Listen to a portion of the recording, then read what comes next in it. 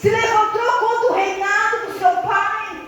E ele começou ali a fazer uma dissensão entre o reinado do pai, para que o povo de Israel começasse a seguir a ele e deixar de seguir Davi. Mas ele não compreendeu que escolhido não tem escolha, e Davi era o escolhido para reinar. Deus encontrou no coração de Davi aquilo que não encontrou no coração dos seus filhos. E quando Seba ele ficou sabendo, aleluia. Glória a Deus, aleluia. Glória a Deus. Quando ele ficou sabendo que o filho de Davi, aleluia, havia sido morto, ele olhou e ele disse: sabe o que acontece? No meio do povo, no meio da multidão, basta somente uma palavra, uma pessoa revoltada para se levantar no meio da cidade e começar a fazer dissensão no meio do povo.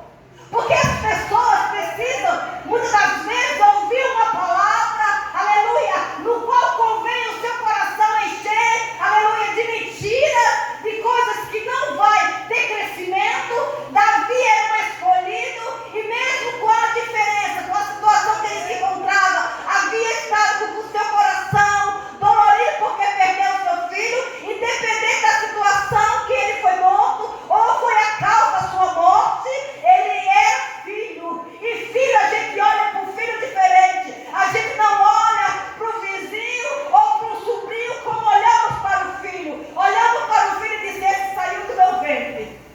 Davi mesmo, era Og, era lei naquela época, todos aqueles que se levantaram contra o reinado, a decisão era a morte. Mas ele olhou para Joabe e disse assim: não mate meu filho. O desejo do coração dele era que o filho arrependesse, mas quando ele olhou aquela situação, ele disse: eu vou fugir, porque eu não tenho coragem de matar o meu filho.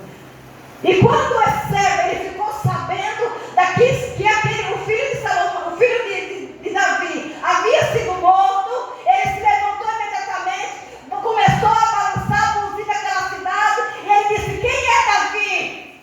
Quem é esse? Eu não tenho parte com Davi. Mas quando o rei Davi ficou sabendo que aquele homem havia se levantado, ele disse: esse vai ser pior do que o meu filho. Meu Deus. Quando ele olhou para Joabe e disse: não quero ele de frente. Não quero ele de frente. Ele olhou e disse assim: olha, esse aí eu vou levantar a massa e vai lá, massa, e procura onde é que está Seba, para que ele não venha entrar numa cidade fortificada e venha ser pior do que o meu filho Salomão. Jorobão, não, esqueci o nome dele agora. Obrigado. Pior do que o meu filho. E imediatamente a massa era para se levantar o seu exército e ir atrás. Mas a massa, ele olhou, Davi com o seu coração contrito, com o seu coração dolorido pela perda do filho, ele não observou que ele era aquele que estava junto com seu filho para destruir o reinado de Davi. E quando ele levantou ele disse: olha, esse homem está demorando muito. E ele não teve coragem de chamar Joabe para ir resolver a situação. E mesmo assim ele chamou um outro parente de Joabe e disse: pega seu exército, pega o seu chefe também, não referiu ao seu nome, pega seu chefe também e vai lá e resolve a situação. Destrua, mata ele, porque ele é pior do que o meu filho, ele vai destruir. Davi já havia saído de Israel. O medo de confrontar o seu filho era muito grande. Tem situação que para você confrontar aquela situação, você tem que ter muito discernimento espiritual. Porque se você não tiver discernimento espiritual para dentro da sua casa, aleluia, ali você confrontar, você não vai permanecer na direção, você vai perder a cabeça, você vai falar coisas, você vai direcionar coisas que não vai aumentar, não vai ter assim, olhar para você e ver você como uma mulher de Deus. Se você não aprender a receber do céu aquilo que o Senhor quer fazer,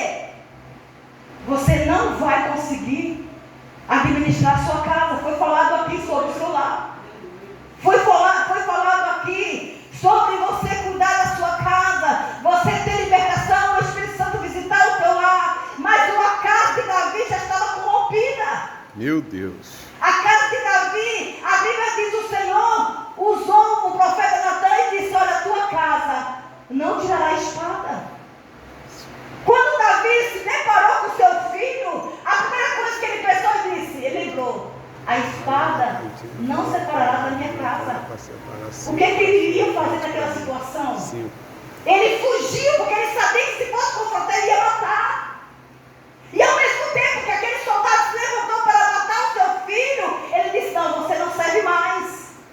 Mas ele era, para você estar de frente de uma batalha e guerrear contra os seus inimigos, tem que ter pessoas corajosas que pegam a espada e vai manusear e saber manusear ela. Aleluia. A massa olhou assim e disse assim. A Bíblia não relata o que a massa falou. Mas ele, ao mesmo tempo que ele não se posicionou, ele estava dizendo: Davi está perdido. Meu Deus. Davi está perdido, meu Senhor está morto. Mas ele não vai permanecer. Mas a vontade de Deus, ela prevalece. Ainda que em situação você não se posicione, ou você não sabe a atitude que você vai tomar, mas parado também você não pode ficar. Se você parar e não se posicionar, as coisas do céu não vão girar ao seu redor. Não faça como Davi, que fugiu diante daquela situação para não resolver. Ele passou a mão na sua casa e continuou passando a mão. Será que a sua família te vê como você é mulher de Deus, como homem de Deus? Oh, meu Deus, aleluia. Como é que a sua família te olha? Glória a Deus. No meio da crise você foge, se esconde, para não querer confrontar. Davi estava numa situação difícil. Eu nem sei o que seria de mim se fosse eu no lugar dele. Mas quando aquele homem se levantou para destruir, para continuar a facção no meio do reinado de Davi, ele disse assim: agora, quando a massa demorou a ir ao encontro, procurar, vasculhar aquelas cidades onde estava a cela, 3 dias se passaram e ele não tomou atitude nenhuma. O que está passando na sua mente se tomar atitude?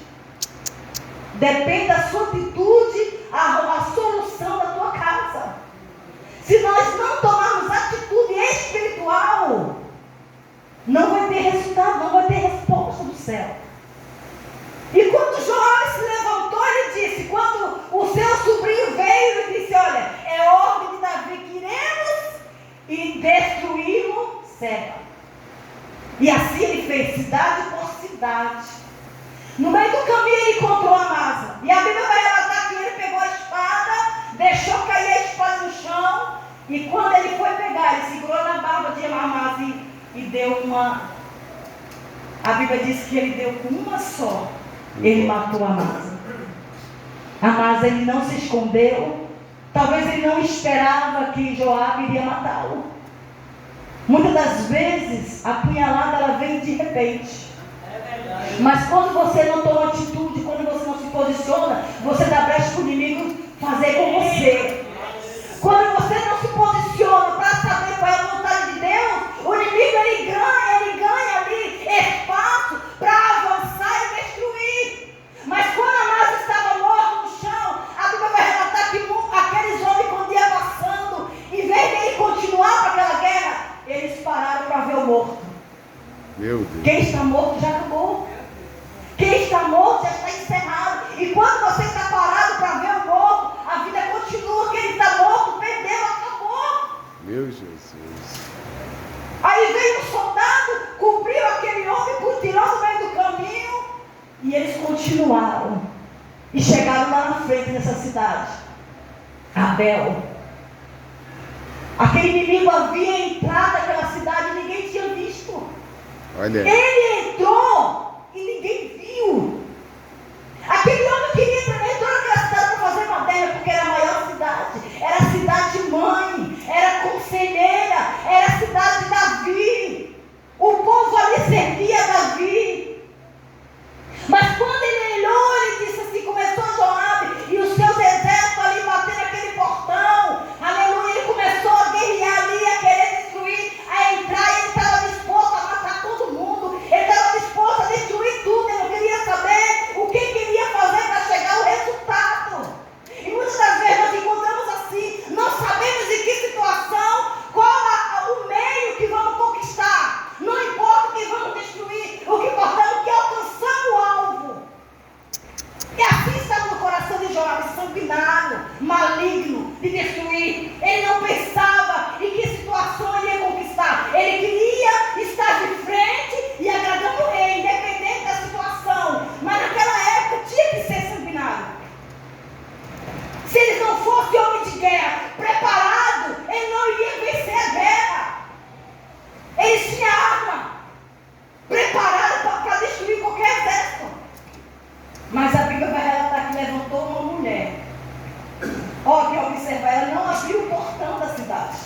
É, Ela não abriu brecha. Glória a Deus. Ela não abriu as portas. O inimigo entrou. Quem foi que entrou? Porque a Bíblia está relatando que ela é uma mulher sábia, pacificadora. Sabe o que eu fui pesquisar o que é pacificadora? Eu entendi que pacificadora é aquela que apazigua. isso. Não é não. Não é somente isso. Pacificadora é aquela mulher que toma atitude para resolver a situação. Ela poderia dizer: Joabe, quem é você? Ela subiu no muro e disse: quem é Joabe? Ela poderia parar ali e dizer: o que é que você quer? Porque está destruindo a minha cidade. Não. Ela disse: olha, aqui eu sou uma das mulheres pacificadoras. Eu sou uma das mulheres que cuido da cidade. E mas tem aí um homem, Seba, que levantou contra o rei de Davi. Esse será pior do que o filho dele. Ele disse: hoje ainda vou lançar a cabeça dele fora do muro. Meu Deus. Aleluia. A mulher se posicionou e disse: você não entra aqui não. Você não entra para destruir a cidade de Deus, não. Aqui o povo não é contra o rei de Davi. Aqui a cidade não tem ninguém contra ninguém, igreja. Fala Nós tudo. servimos o mesmo Deus. Servimos o mesmo Criador, o mesmo Salvador. Há uma facção dentro da igreja, pastor. Há uma facção dentro do lar para ver quem é melhor, quem pode mais. Eu falo mais bonito, eu falo mais bonito, eu prego mais bonito, eu sou o melhor, mas a Bíblia diz Forte. que aquele inimigo entrou. Aquela mulher olhou e disse: se havia uma brecha, hoje eu vou fechar. Se havia uma brecha, o inimigo entrou, ninguém viu que ele era inimigo, mas aqui não tem lugar para ele não. Aqui ele vai ter que sair, porque ainda hoje vou decapitar a cabeça dele e vou lançar fora. Espera fora, do seu exército, porque eu vou tomar posicionamento dentro da minha cidade e vou lançar o inimigo fora. Vou decapitar a sua cabeça e vou lançar fora. Glória a Deus. Se fosse essa palavra o tema de uma festividade, eu ia dizer: a mulher que não abriu brecha. Qual é a brecha que você tem aberto da sua casa? Meu Deus. Qual é a brecha que você tem aberto? Talvez você até hoje não observou qual é a brecha que o inimigo entrou na sua casa para fazer bagunça. Mas eu quero dizer nesta noite, aleluia, para que você se levante nesta noite, aleluia, e diga: ó, Satanás, aonde tiver brecha, hoje vai ser tampada. Aonde tiver brecha, dentro do meu lado, da minha casa, aleluia, meu trabalho, aonde tiver brecha, ela vai ser tampada nessa noite, aleluia.